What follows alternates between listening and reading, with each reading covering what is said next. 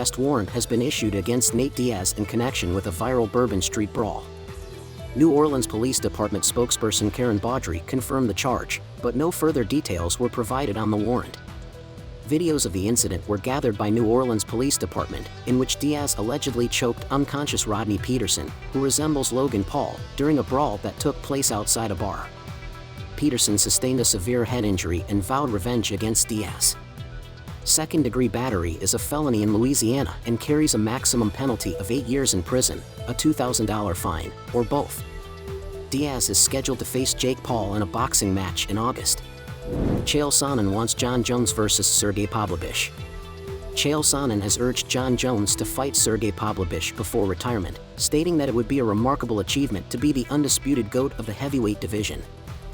So many times when you have a greatest of all time and he steps aside, the very next guy is the one that the public says you sidestepped, you avoided. That's the one that could have beat you. And it's hard to disprove it. I mean, I am not willing to agree that because most people would duck out for a new era that Jon Jones falls into that same category. Jon Jones has been doing stuff from the beginning of his career that no other man can do. Following his successful return to the octagon after 3 years, Jones has announced that his fight against Stipe Miocic could be his last. Sonnen discussed potential future opponents for Jones on his YouTube channel and suggested Pavlovich, who has won his last 6 fights by first-round finishes, including a recent knockout of Curtis Blades. While Sonnen acknowledged that Jones may not have any interest in fighting Pavlovich, he believes it would be a noteworthy accomplishment if he did. If he at 35 calls out the leader of the pack of the next era, who without question is named Sergei Pavlovich, if he does that, it's going to be something special. Let's hear it from Sonnen himself. 35 calls out the leader of the pack of the next era, who without question is named Sergei Pavlovich. If he does that, it's gonna be something special. And there's a credit there, and there's a courage there, and there's a competitiveness there that Jon would deserve to be recognized for. Max Holloway wants to fight Gervonta Davis.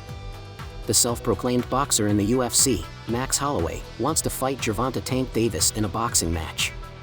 The notable UFC featherweight fighter has gained recognition for his impressive striking and speed in the octagon, as well as his boxing background.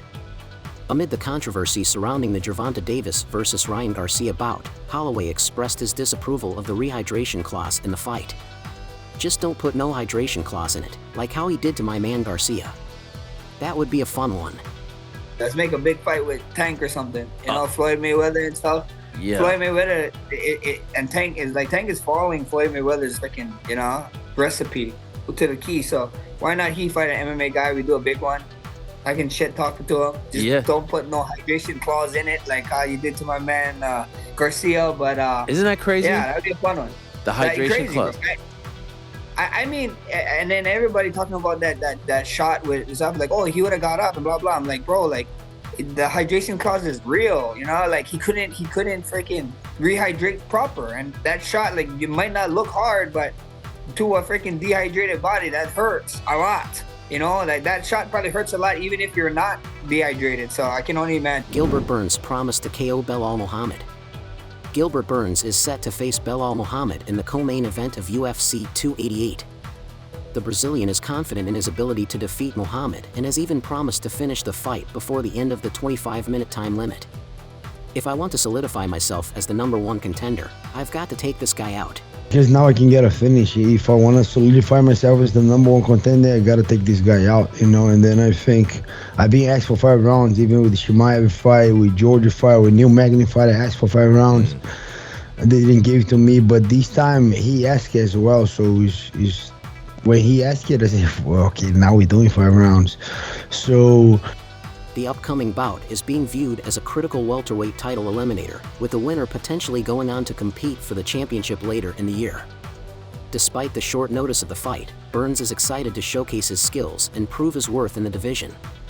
Meanwhile, Belal Muhammad is currently riding an impressive unbeaten streak, making the bout a big deal for both fighters. So I want to go out there, May 6th, May 5th, May 8th, May 6th, show up ready, go out there, finish this guy, and boom, #1 contender for the next title shot. As for the welterweight title shot, rumors have been circulating that Colby Covington is being lined up for the opportunity, but with Leon Edwards unwilling to fight until October, the situation is still up in the air. The outcome of the Burns vs. Muhammad bout could have a significant impact on the title picture in the welterweight division. Do you think Burns can fulfill his promise? Let us know in the comments section. Israel Adesanya and New Zealand media beef. They despise a dirty guy like me. The fighter from New Zealand has expressed his frustration with the nation's mainstream media for generally ignoring him.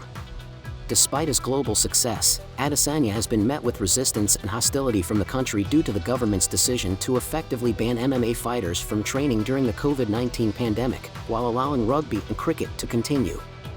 Adesanya's disappointment with the country was further heightened after the tragic death of his training partner, Pavlovich, and the subsequent lack of justice served to the perpetrator. Adesanya has been vocal in his criticism of elected officials and the press regarding these issues, leading to a strained relationship that continues to simmer.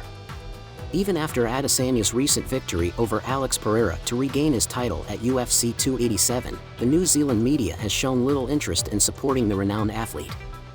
This strange blackout has been called out by Auckland rapper and social media personality, Dirty Sesh, who questioned the lack of attention given the massive response to Adesanya's win everywhere else in the world. This guy just like conquered his demons and fought on the biggest stage, reclaimed his belt. And then you guys shit on him. That little thing, and they just honed in on And then you wonder why he doesn't wear a New Zealand flag when he walks out anymore, bro. Because of like that. This guy is the biggest person in New Zealand. I don't give a what anybody says. He is massive. He's bigger than the Prime Minister, any of that shit. He's bigger than Jacinda, whatever the you guys think he is. And he's known by people that everybody knows. Joe Rogan, Drake, I don't know, just name somebody. They know who Izzy is, and the respect that he's given when he comes back here from our media is just shit, bro. It's just bullshit. Izzy share his thoughts on this video. I'm not local, I'm global. I used to do local media, but the people that own it are ancient and Puritans, so they despise a dirty guy like me. The feeling is mutual, but also we live in 2023 Earth, and we have the internet. So shout out to you guys. That's all for today's video. If you want to know the latest UFC news, subscribe to the channel, hit the notifications bell, and click the like button so you don't miss any details about the upcoming fights. Thanks for watching. See you soon.